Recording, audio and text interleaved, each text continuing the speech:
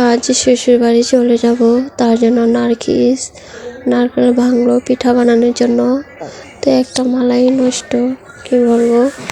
আসসালামু আলাইকুম, আপনারা সবাই কেমন আছেন? আমিও আল্লাহর রহমতে ভালো আছি। তো এই যে আমাদের গাছ থেকে খেজুরের রস নামাচ্ছে।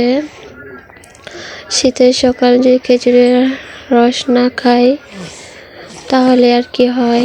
তো ওই লোক আসে নাই, গাছওয়ালা। তো দেরি হয়ে যাচ্ছে, তার জন্য মোস্তফাকে ঘুম থেকে উঠেই তাড়াতাড়ি করে নামাতে বললাম। তো কাকি ধরলো কলসটা। তো রেডি হয়ে তাড়াতাড়ি, বেশি আর দেরি করি নাই, চলে আসলাম যাওয়ার জন্য গাড়ির রাস্তায়। আমার ভিডিওটি কাছে কিংবা দূরে, দেশ কিংবা দেশের বাহিরে যারা দেখছেন তাদেরকে অসংখ্য ধন্যবাদ। তো সবাই আমাদেরকে রাস্তায় পৌঁছে দেওয়ার জন্য চলে আসলো।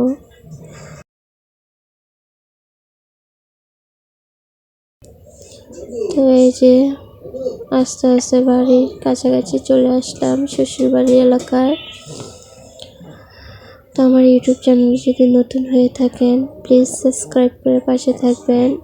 আর পুরাতন আপু ভাইয়াদেরকে অসংখ্য ধন্যবাদ। তো আজ আমার শিফা মা বাড়িতে এসে ঘুমানোর পর এত কান্নাকাটি করছে ওর বাবার জন্য। ওর বাবা বিদেশে যাওয়ার পর এই প্রথম এত কান্নাকাটি। তো এই যে রস, খেজুর গাছের রস কিনে খাবেন, চলে আসেন। আজকে ভিডিও এই পর্যন্ত। আল্লাহ হাফেজ।